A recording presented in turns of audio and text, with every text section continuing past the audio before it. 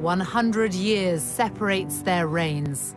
Different eras, different societies, almost different worlds. Two women, Elizabeth and Victoria. Two queens who have steered their course through periods of extraordinary change.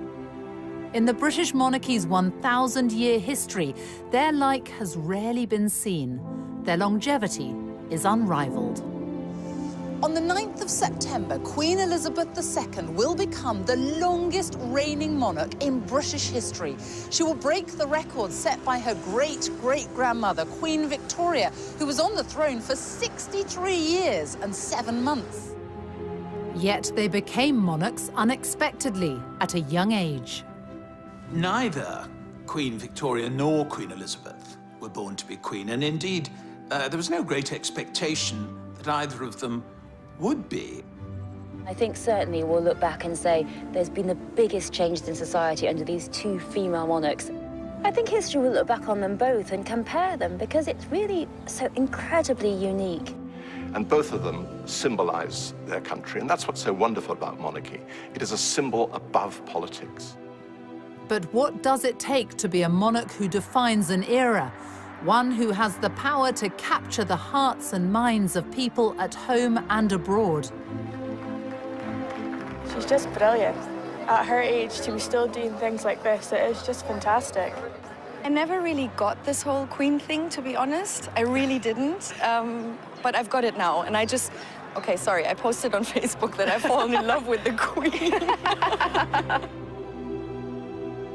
As the Queen reaches this milestone, we look at the long reigns of two extraordinary women and ask how they've managed to provide such enduring stability in an ever-changing world.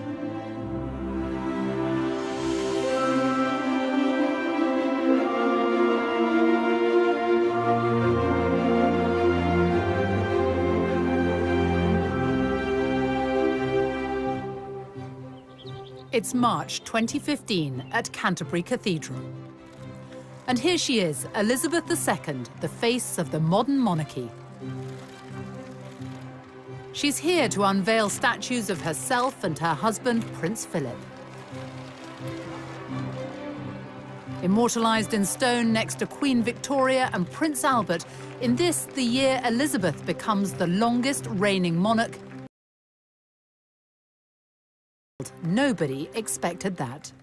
On April the 21st, 1926, a child was born to the Duke and Duchess of York, Elizabeth and Prince Albert, who was the second son of King George V. Elizabeth Alexandra Mary came into this world a princess. Her popular uncle, the Prince of Wales, was next in line to the throne, followed by her father. So no one ever expected that one day Elizabeth would become queen. And she certainly wasn't born in a palace. In fact, she was born right here. On Bruton Street in Mayfair, now a restaurant. A plaque is the only reminder that before the bombings of World War II, Elizabeth's home stood on this site. And here they are, the family at their home in 1927, and Nanny and baby Elizabeth. The young princess was expected to lead a relatively quiet life away from the full glare of the monarchy, which is just what people thought at the birth of another royal infant. Victoria was born in a palace, Kensington Palace, on May the 24th, 1819. At birth, she was fifth in line to the throne.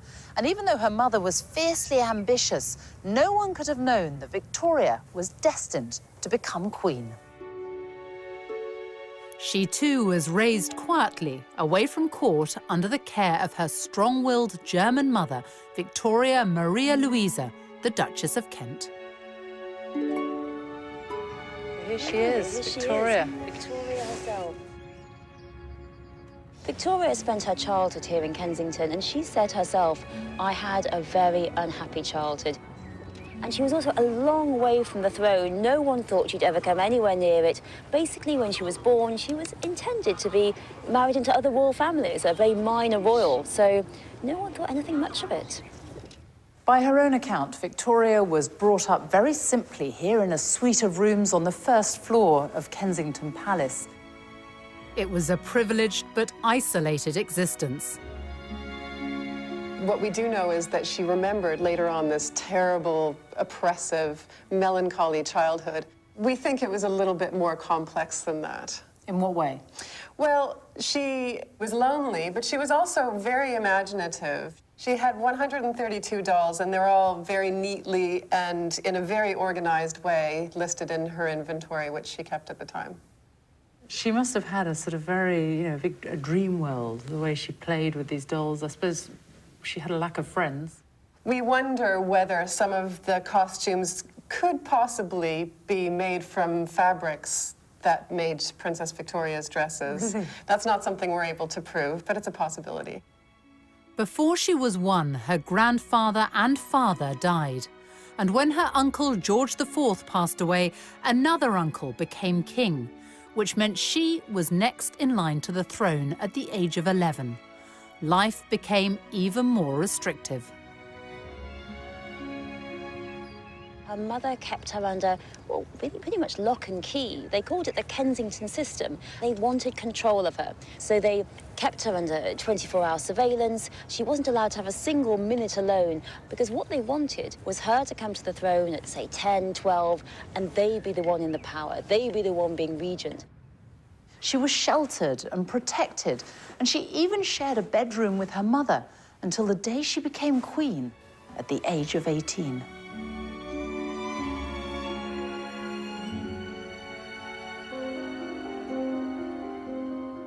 In stark contrast, Elizabeth's early life was happy and carefree. She had the constant companionship of her younger sister, Princess Margaret.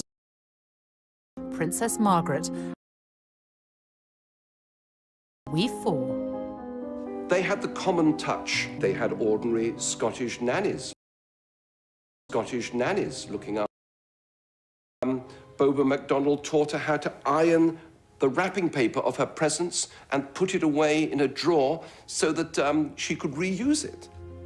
But she went on the bus, she went to the museums, and all the time, in those early years, she was just being prepared for the life of a young lady of the middle to upper classes. But all that changed suddenly in 1936. It was the year of the Three Kings. In January, King George V, Elizabeth's grandfather, died. Her uncle took the throne as King Edward VIII, but his reign lasted just 325 days. He abdicated in order to marry the twice-divorced American Wallis Simpson. By December that year, Elizabeth's father was king. Elizabeth moved here to Buckingham Palace with her family at the age of just 10. Her father was now king, and it must have been a huge change for the young princess, who until then had been raised in a more modest family home, albeit in Mayfair. It was 1937, exactly 100 years after Queen Victoria had arrived here at the age of 18. Victoria left Kensington Palace just weeks after becoming queen. Her first requests were for time alone at last away from her mother and a bedroom of her own. She got much more than that. Victoria became the first monarch to make Buckingham Palace her official residence. Over the years, she transformed the place, and visitors to this day are still met by the paintings of her nearest and dearest.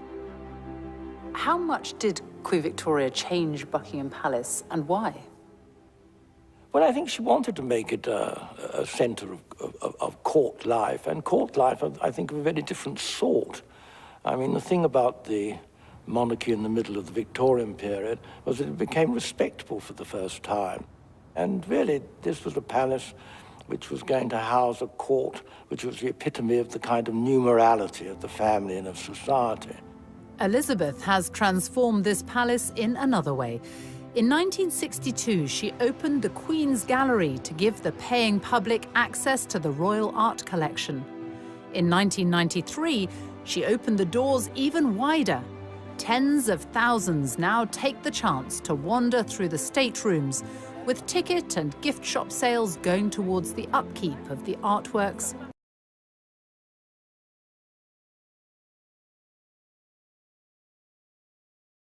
Guests are invited to a reception at Buckingham Palace for the Queen's Award for Enterprise, now in its 50th year.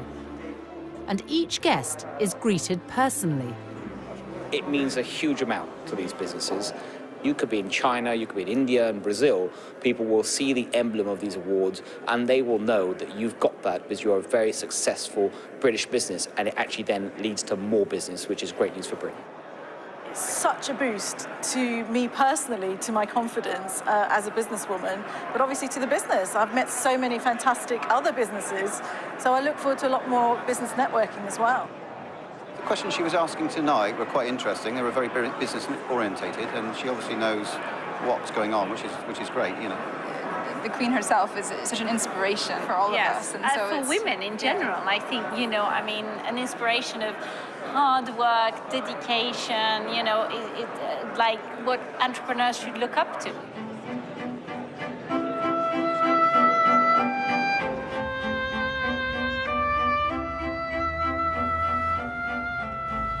Buckingham Palace, it's such an iconic building. It's hard to imagine that it hasn't always looked like this.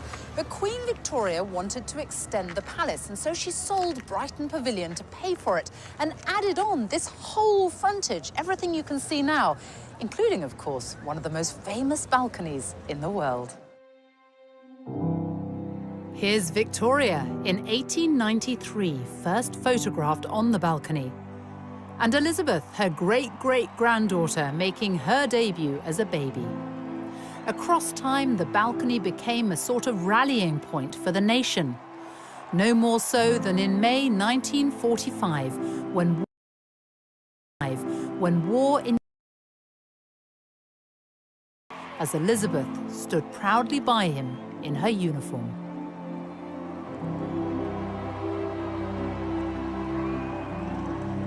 Growing up during World War II shaped the future Queen. In 1940, she was the teenager who gave this radio broadcast for children forced to evacuate their homes. My sister Margaret Rose and I feel so much for you, as we know from experience what it means to be away from those we love most of all. You would have thought that the royal family would have been moved a long way away to safety, but instead the princesses came here. They lived here in Windsor Castle for much of the war, and the castle was stripped of all its finery. The paintings were removed and hidden in caves in Wales and other places. And it was a very much diminished castle, except for the magnificence of the buildings. There was a big air raid shelter built under one of the towers, which no one liked using, but they did when the air raid sirens sounded. As the bombing raids of the Blitz hit, it was suggested that the princesses should be evacuated, to which the Queen Mother had an immediate reply. She said, "The children would never leave without me. I would never leave without the king, and the king will never leave." Indeed, in September 1940, the king and queen were very nearly killed when a German bomber flew up the Mall and dropped its bombs directly on Buckingham Palace. They concealed how nearly they came to death. They realized instantly that they had to be the focal point of the nation at war. And that was transferred to Princess Elizabeth, and we have seen that ever since, duty is what has defined her and led her and inspired her. Elizabeth, unlike Victoria, was able to learn the art of being a monarch from her parents. But both entered public life in the same way and in the same place, each showing their commitment to the armed forces.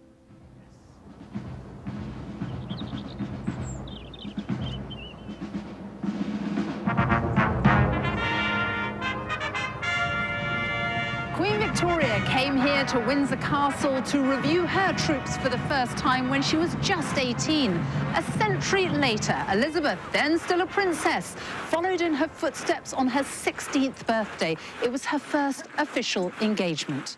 The British Grenadiers then marched past Her Royal Highness the Colonel. She's back. It's April 2015. Now 89, the Queen is presenting new colours to the 1st Battalion, the Welsh Guards.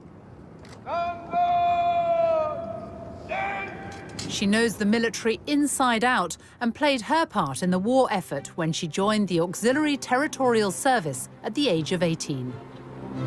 One of the things she did was to learn how to strip down a truck. And there are famous pictures of her doing so. And she worked with other people who had been called up who were serving from all walks of life. And I think that was her first proper introduction to life outside of the family. And these were all sort of incremental steps in her training, if you like, towards being the monarch. Her Majesty the Queen knows absolutely everything that's happening in the ceremonial state occasion. But she knows that I'm there to just make sure those people that don't know are led and guided so that they can give the best performance. I'm inspired by her, an absolutely wonderful lady. I mean, the Queen is what we fight for and fight under for the country, and she's sort of the head of the army and our regiment, so it's extremely special for the boys. Do you think that the Queen really does understand what you do, what you go through? 100%, 100%. I think she probably knows more than anyone in her time of understanding what sacrifice for the country is, and she's an extremely, extremely special person. Recognition from the monarch has always been highly prized. At the end of the Crimean War in 1856, Queen Victoria introduced the Victoria Cross for bravery. A medal has been created in Elizabeth's name too, the Elizabeth Cross, for the next of kin of British servicemen and women killed on military operations or by terrorism. 2 recent tours of Afghanistan have seen the Welsh Guards lose 9 men. Lieutenant Mark Everson was one of them. You have been awarded the Elizabeth Cross. Yeah. In memory of your son. Yes. Just explain what the Elizabeth Cross is and how important it is to you. Most awards that are given to soldiers, but this is something for the families, which is actually saying, you know, the families are involved in this as well. However prepared one is for soldier death, it leaves a huge hole in families.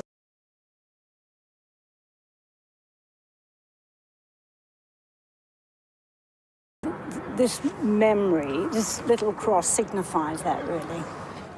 Elizabeth is the daughter, mother and wife of military men. By her side today, as he has been for every step of her reign, is Prince Philip, the Duke of Edinburgh.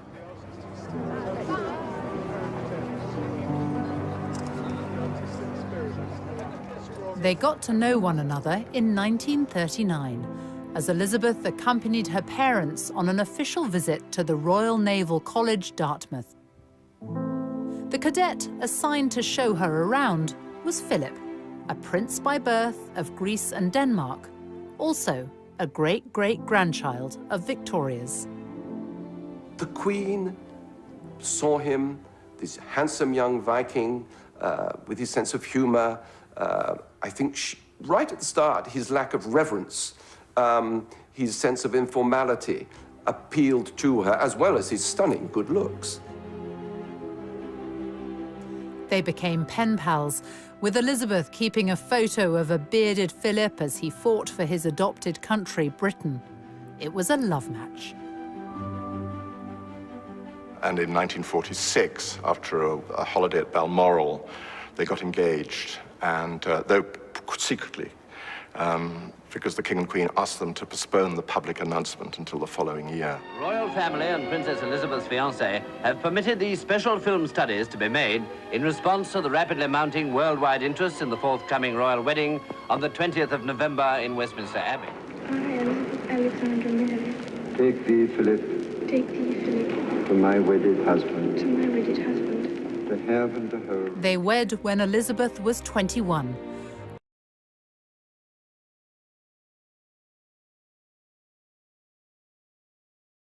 And that of any other British sovereign. It's a cornerstone of Elizabeth's reign. As she's said in several tributes to him, he is the rock on which her work as a monarch has been based. He has quite simply been my strength and stay all these years. And I and his whole family, and this and many other countries, owe him a debt greater than he would ever claim, or we shall ever know. Queen Victoria had her rock too. For Victoria and now Elizabeth, a vital thread through their lives has been the love and support of their husbands. Both married European princes, both met their husbands-to-be when they were very young and then got to know them slowly through letters. He also looked like a film star. I mean, there's something very romantic in the fact that both Prince Albert and Prince Philip were both sort of gorgeous to look at. You know, that builds up the whole fairy tale. Victoria was 16 when she met Prince Albert of Saxe-Coburg and Gotha. He was her first cousin from Germany. It was determined, more or less, from childhood onwards, that Victoria would marry one of those Coburg children. There were some other candidates for her to marry, but that was the obvious one. And it was her great luck that she fell in love with him, besottedly. It was a real love affair and love match from the beginning. They kept in touch by letters, and she described him as so sensible, so kind, and so good, and so amiable too. She really hadn't had a chance to have anyone to love. She and her mother had been at loggerheads. She had no sister, no friend, no father. So she'd been a very lonely child, and all this passion had really pent up inside her. Obviously, Victoria's wedding to Albert on a grisly February day is essentially a private service. Victoria herself said that she noted every detail. Indeed, she does appear to have noted every detail in her journal afterwards. I think for Victoria, it was a wonderful day in every way. The couple were married in 1840. Victoria was already queen, so she had to propose to him. They went on to have 9 children. Albert brought an experience of the world Victoria had never known. He developed a strong interest in arts and culture and built the Italian Gardens in Kensington as a testimony of his love for her. She rejoiced in her marriage to Albert, and it had for her a significance only rivaled by her coronation day. Victoria's coronation came after the death of her uncle, William IV. It's one of the quirks of the hereditary system that one is expected both to mourn and rejoice at the same time. Mourn the death of one sovereign, rejoice in the accession of the next. I think in 1837 there is a definite imbalance. There is notably more rejoicing than mourning. She loves being queen at the age of 18. She tells the wife of a courtier that she woke up one morning afraid it might all turn out to be a dream. She thoroughly enjoys the dream. 400,000 people flocked to London for her coronation, helped by the transport revolution, the railways, and the hopes of a nation resting on youthful shoulders, something shared by only 2 women in more than 100 years. Elizabeth's path to accession came in 1952. In January, she and Philip were waved off at the airport by her father, King George VI, as they began a Commonwealth tour in his name. It was the last time they would see one another. He was only 56. On February the 6th, 4,000 miles away from London, Princess Elizabeth was brought the news the world was soon to hear. It was announced from Sandringham at 10:45 today that the King, who retired to rest last night in his usual health, passed peacefully away in his sleep earlier this morning. People were shocked by the death of the King. It wasn't anticipated, except in an inner circle who knew just how ill he was. Elizabeth returned to London in mourning, a young woman who now held the future of the monarchy in her hands. For 4 days, King George VI lay in state in Westminster. I remember walking past the catafalque of King George VI. My mother took me and my brother Rory, and I was only 3. And we queued for hours. You can't imagine that now, can you? Queuing for hours outside Westminster Hall. But she said, you will remember. You will remember this all your life, and this is something we owe him. The nation mourned for the man who had saved the British monarchy. He passed on the essential value of duty to his daughter, something his great-grandmother, Victoria, understood well herself. In 1838, Queen Victoria, at the age of 19, came here to Westminster Abbey for her coronation. Just over a century later, her great-great-granddaughter Elizabeth followed in her footsteps and was crowned right here in the very same place. More than 8,000 people packed the Abbey that day, and millions were watching on the television around the world. Elizabeth was 27 years old and the mother of 2 young children.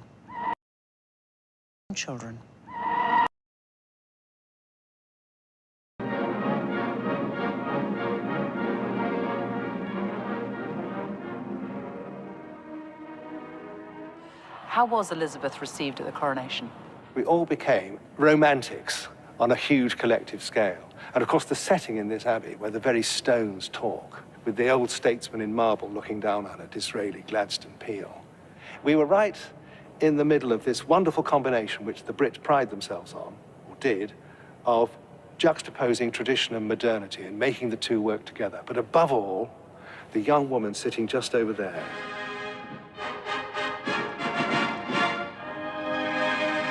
Seared across the Velcro of memory, and it's a very dazzling searing because post-war London was very drab. We'd lost 1/3 of our wealth in the war. There was still rationing. Very few people had any new clothes. And yet suddenly, in amidst this heroic drabness, there was the starburst of the coronation of the new, beautiful young queen.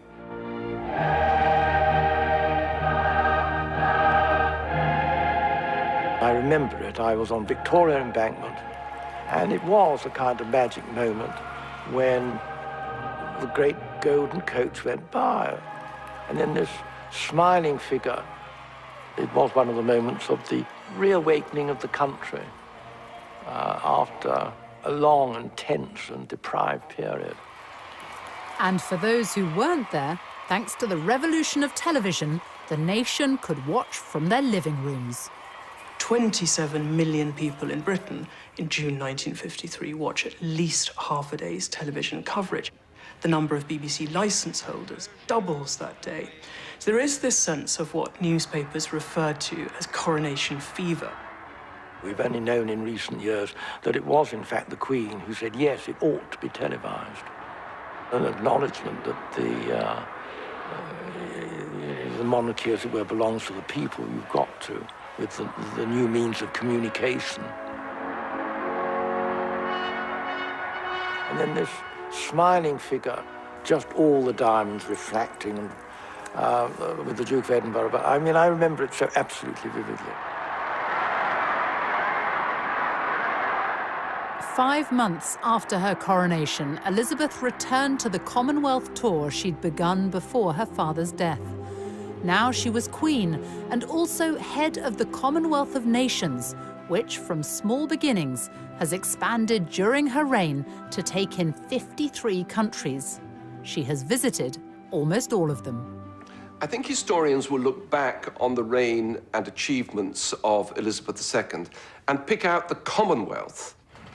The Commonwealth is a real family, so successful that countries that are not former British colonies have asked to join and been allowed to join.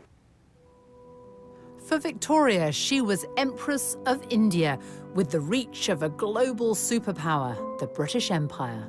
Not that she saw much of it. Britain did rule half the world and it stretched everywhere from Canada to Australia and included great tracts of Asia and Africa. And it's true that Queen Victoria didn't visit any of these places. She was very much in touch and thinking about them a lot. She became besotted with India and Indian culture in her later years. She taught herself Hindustani, and she could speak a little bit of Urdu. She would have loved to go to India, but they didn't let her. So in her mind and her spirit, she traveled, completely unlike Queen Elizabeth, who actually travels. Queen Elizabeth II has crisscrossed the globe for more than 60 years. Here and abroad, she has shaken the hands of history. It's June 2015, and once again, the red carpet is laid out on foreign soil. This is Berlin's take. This is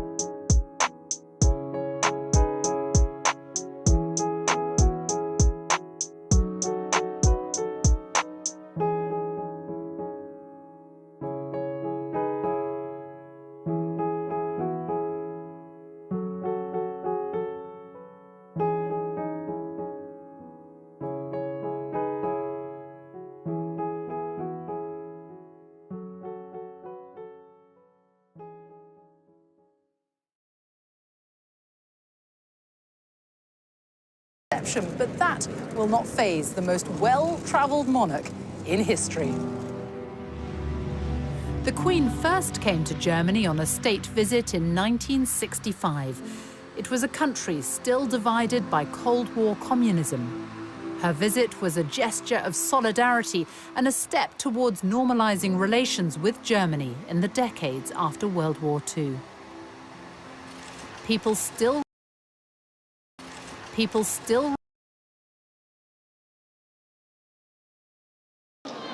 For my husband and me, it is a deeply moving experience to be with you here in this courageous and famous city.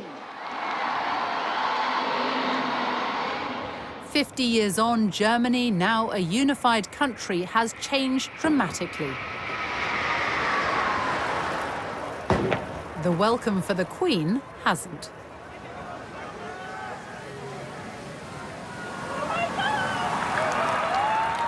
Wherever the Queen goes, she brings with her a sense of occasion, and there's been real excitement here in Germany in the run-up to this visit. She's on every front page today, and the papers are full of what to do, what to wear if you meet her. And German television has been running British-themed programmes. And that's the thing about the Queen. Wherever she goes, she brings with her an indefinable something that no one else can. The Queen is our big differentiator in the eyes of many of our foreign partners and friends. They deal with other governments, they deal with other heads of state, but the Queen is something completely unique. And you see that in the reaction of the crowds lining the streets.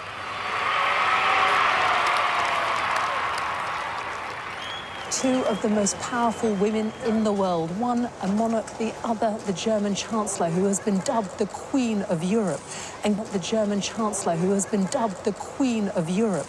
And given the question mark over the future of Britain in the EU, the timing of this state visit is being seen as something of a diplomatic coup.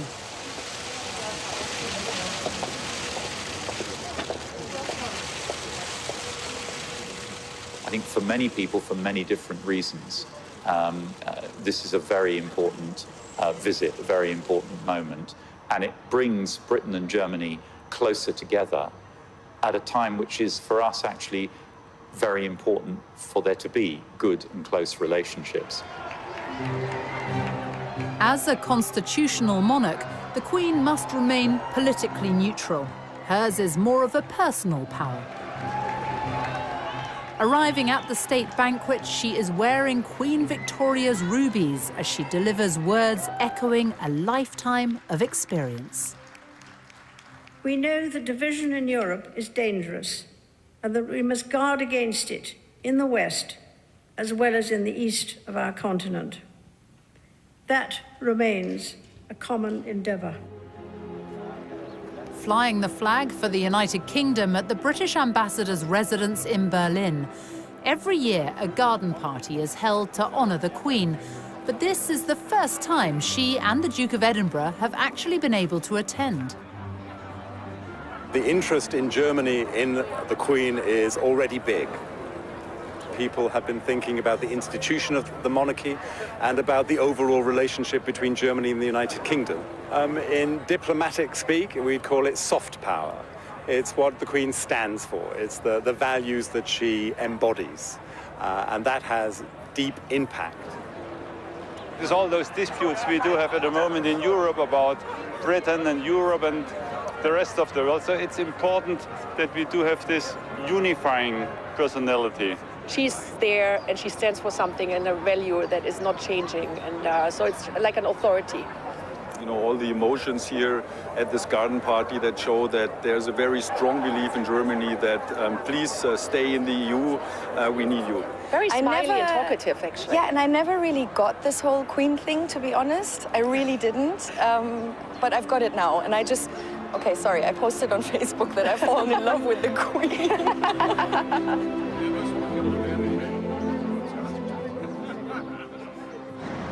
In Germany's modern democracy, sections of the wall which once separated East from West in the Cold War now stand only as symbolic fragments. And this is a country which remembers its deeper past, those who were killed in one of the most dreadful persecutions in history.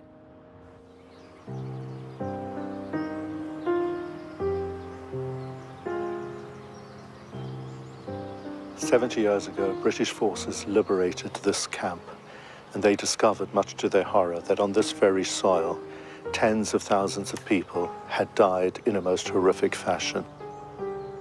It was liberated by World War II Allied troops in April 1945. 70 years later, it is the Queen's request that she and the Duke of Edinburgh end their German state visit by paying their respects at the site of the Bergen-Belsen concentration camp. And for some, the memories are very personal. To me, it was just one huge horror story.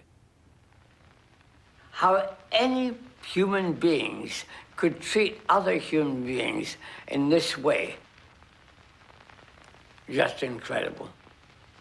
I don't think there was a sort of screaming of joy because everybody thought we must be dreaming.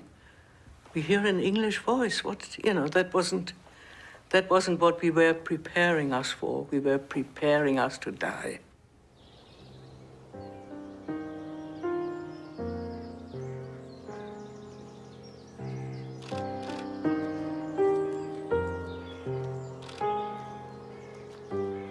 her visit shows that she takes human suffering seriously. She identifies with the pain and deep suffering of the Jewish people. And together with so many other people, she's absolutely determined to guarantee that the horrors that took place here in Belsen will never happen anywhere else again.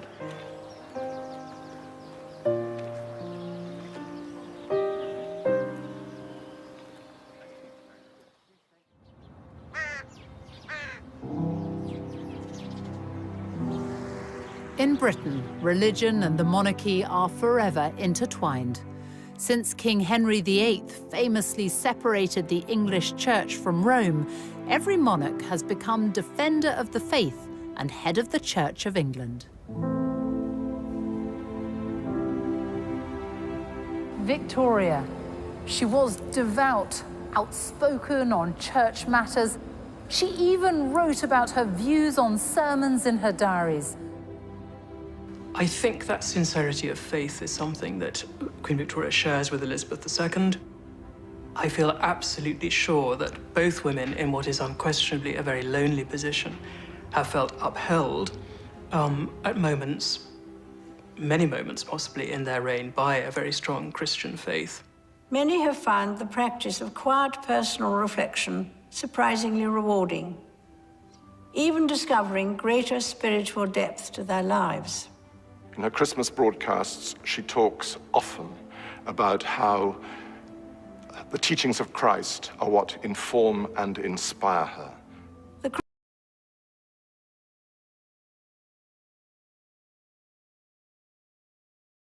Feet very firmly on the ground, but spiritually, she's got this dimension in which her personal faith is linked to her duty as a monarch.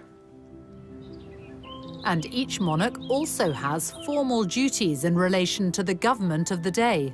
It was during Victoria's reign that political power moved away from the sovereign, but she still kept a keen interest in the details of political life, as does Queen Elizabeth, who at the start of her reign decided to change the monarch's regular meetings with the Prime Minister into a weekly affair, the audience. When Parliament sits, the Prime Minister arrives for their regular meeting, where the Queen has what's been described as the right to be consulted,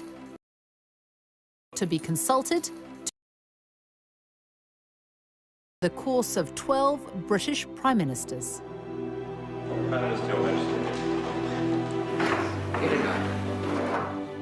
Her first PM was Winston Churchill, who'd known Elizabeth since she was a child and was the only elected Member of Parliament under both Victoria and Elizabeth. Well, Churchill was in love with her. There's no other way of putting it. A member of his private office said that he was dotty about her and felt very protective of her and wanted to ease her into the duties of monarchy. And she receives the red boxes daily, containing cabinet and foreign and Commonwealth papers. She's been terribly well informed. When you think about it, the first weekly intelligence summary she got from the Joint Intelligence Committee in February 1952 would have had at least a section on it, I'm sure, of Stalin's capabilities and military intentions. Can you imagine it? The long reigns of Elizabeth and Victoria mean they have had to steer their way through periods of extraordinary change. Queen Victoria's reign saw the Industrial Revolution, economic progress, and the growth of the British Empire. Scores of grand buildings went up during the Victorian age, many of which are still with us today, like this one, the Victoria and Albert Museum. It houses one of the largest collections of decorative art and design in the world.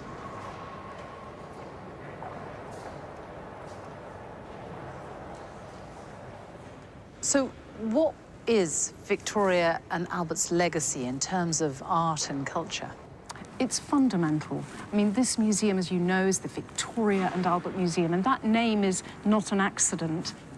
It was renamed the Victoria and Albert Museum in 1899, and it was one of Queen Victoria's last public appearances when she came to lay the foundation stone of the front of our museum. How big a role did Victoria and Albert have in bringing the arts to the people? Throughout her life, and indeed throughout Albert's life, they were actively promoting education and culture art and science. This whole complex at South Kensington is thanks to the way they supported and promoted these activities. So much so that this area became known as Albertopolis, also taking in the Albert Memorial, Victoria's vast tribute to the man she adored, who died at the age of 42. The great expansion seen in the Victorian age has not been repeated during Elizabeth's reign. Instead, there have been huge leaps in science, technology, medicine, even space travel, and far greater freedom and tolerance. In an age of rapid innovation and cultural change, the Queen recognises pioneers from every field. At Windsor Castle, she has a gathering of the holders of the Order of Merit. It's a celebration of the elite from music, art, medicine, astronomy, architecture, theatre. Queen Victoria may have been the first monarch to try the telephone with none other than the inventor Alexander Graham Bell. But it was Elizabeth who, in 1958, made the first direct-dialed long-distance telephone call. This is the Queen speaking from Bristol. Good afternoon, Lord Provost. Good afternoon, Your Majesty. She was the first British monarch to send an email in 1976, and has a Twitter, Facebook, YouTube, and Flickr account in her name.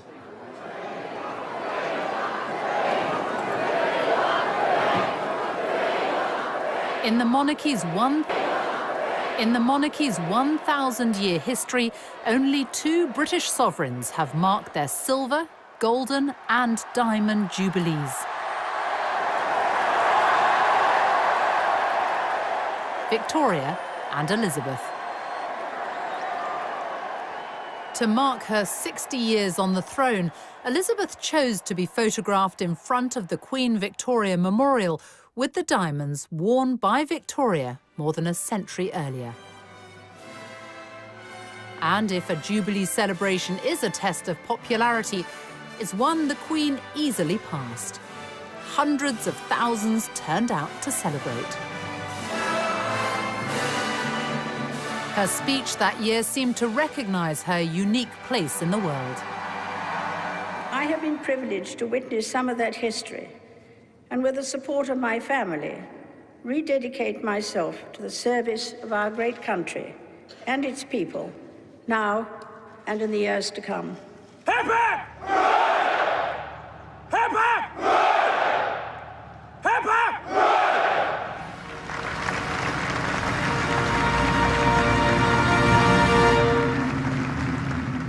And then that same year, for the London Olympics, the Queen was cast. Long reign can bring challenges. Unlike Elizabeth, Victoria had to spend almost 4 decades without her beloved husband by her side. Queen Victoria did flack after the death of Prince Albert, not for the rest of her reign, as some people mistakenly think. It was really for about 10 years that she was much more in retirement, and she worked all the way through it. I mean, there's a fantasy that she was just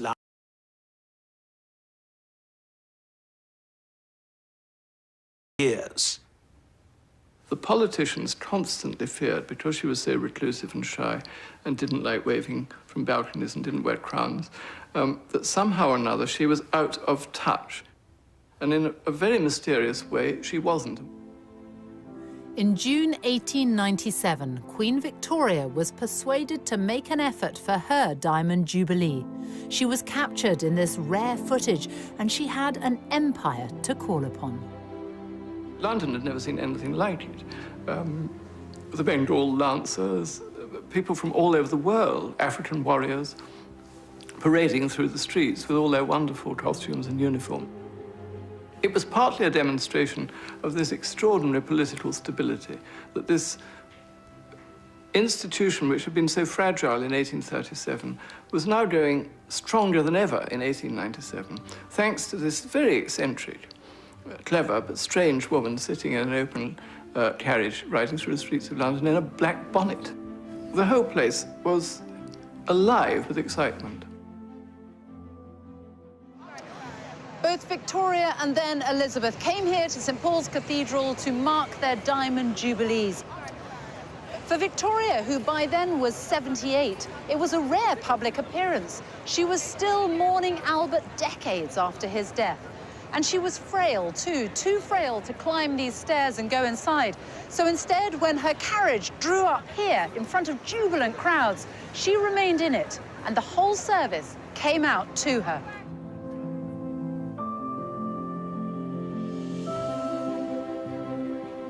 But we do know what Queen Victoria thought about her Diamond Jubilee. She wrote about it in her journals, and just a few years ago, Queen Elizabeth had them all put online. Victoria wrote, "A never-to-be-forgotten day. No one ever, I believe, has met with such an ovation as was given to me, passing through those 6 miles of streets, including Constitution Hill. The crowds were quite indescribable, and their enthusiasm truly marvelous and deeply touching. The cheering was quite deafening, and every face seemed to be filled with real joy. I was much moved and gratified."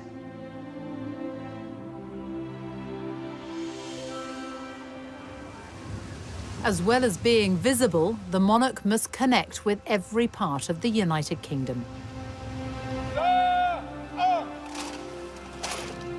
Today, the Queen, a direct descendant of Mary Stuart, Queen of Scots, arrives in Edinburgh for Holyrood Week. It starts with the ancient ceremony of the keys, unchanged since Victoria's time. Well, it's a very significant process because it's the presentation of the city's keys to the monarch. But also, you know, for people of the city, it's a meaningful event because it's about the Queen's authority in the city. It's also about a welcome for garden party guests in the spectacular grounds of the palace. Royal garden parties were introduced by Victoria at Buckingham Palace in the 1860s and brought here to Scotland by Elizabeth's grandfather, George V. This is the Queen attending as a child. 8,000 people have been invited to this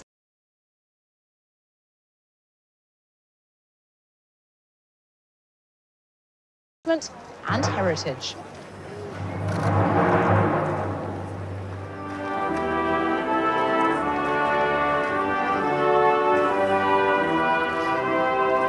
She's just brilliant.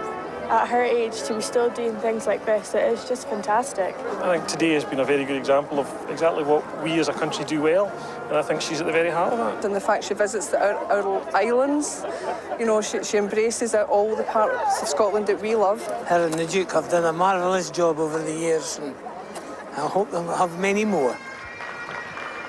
What over the 6 decades of her reign has been done is the knitting together, I think, of an extraordinarily ever richer tapestry of Scottish life.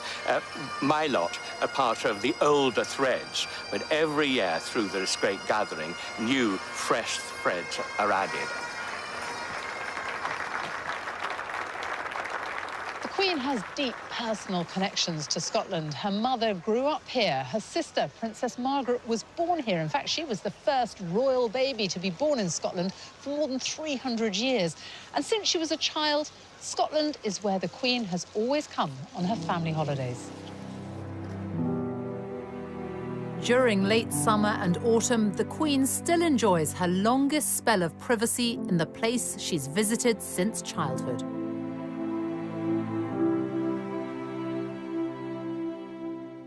It's a tradition started by Victoria, who in her 20s was only the second reigning British monarch to venture north of the border since the days of Charles I. Queen Victoria and Prince Albert fell in love with Scotland. Prince Albert saw Germany in it. He was reminded of Germany, the sort of forests of firs and all that kind. Queen Victoria was privy to a kind of ordinary life up there that was more difficult in Windsor or in London. Victoria did deer stalking and watercolours and long walks in the heather and getting rained upon and all that. I think there's something about its sort of vastness when you get up into the Highlands, and that sense of being far away in this kind of mountain kingdom. Victoria and Albert bought land here, which they developed, building the magnificent Balmoral Castle. Balmoral was very carefully chosen up on a bluff with the forest quite far back and the water very much below and so on. And it became their own place. You know, it wasn't a house of the British monarchy. It was the house of Victoria and Albert. And that meant a great deal to her. The home, lovingly designed by Albert for Victoria, now belongs to Elizabeth. A private residence, but no longer just a royal idyll. For 18 weeks of the year, it's open to the paying public. As she grew older, Victoria spent much of her life at Balmoral.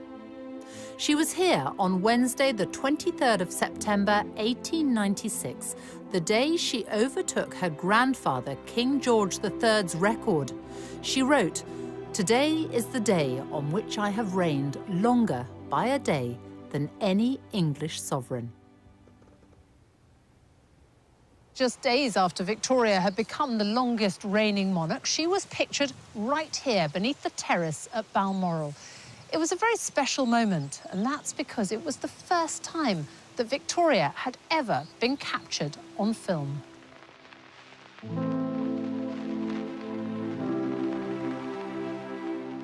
Here she is, surrounded by dogs, children and grandchildren.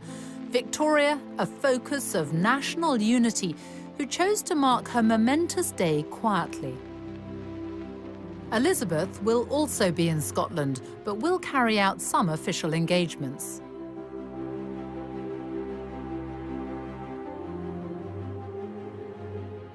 This is where Queen Victoria was on the day that she became the longest reigning monarch in British history. And this is also where her great-great-granddaughter, Queen Elizabeth, will be when she passes that record on the evening of Wednesday, September the 9th. She will have been on the throne for 23,226 days. There'll be no fuss, no grand celebration. It's business as usual, we're told. But all the same, it is a remarkable achievement and something none of us will ever again see in our lifetime.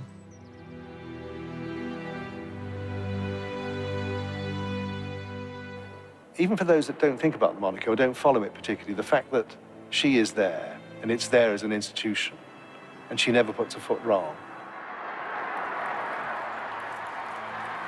I don't think we should withhold our gratitude to both women for keeping this institution, which I think many people cherish, in spite of all the jokes we make about it. By being inscrutable, untouchable, unfashionable, and unfaddish, the Queen remains a concept that all people potentially can connect with. And I think that's a very important and valuable aspect of our national life. And she simply is always out there meeting people, speaking to people, and very much identifying herself with the whole population, not just one certain group of it. Politicians come and go when they talk about the big society. The Queen and the royal family have practiced it and continue to practice it in all sorts of ways.